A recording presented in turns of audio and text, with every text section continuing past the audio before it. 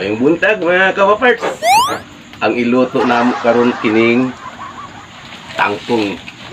Kauban niya ako ang kambal oh. Mas maayo jud ani mag tinabangay, di ba? So, samtang siya ay naghiwa-hiwa diya. Ako pod mag himay-himay diri sa tong tangkong. So igisado nato ni karong tangkong sa isda. Uy, istorya pot ka diha. Nganong hilom-hilom na magkaroon diha. Pero di makamo istorya oh. Na ato ang mga viewers o katanaw. Busy kayo.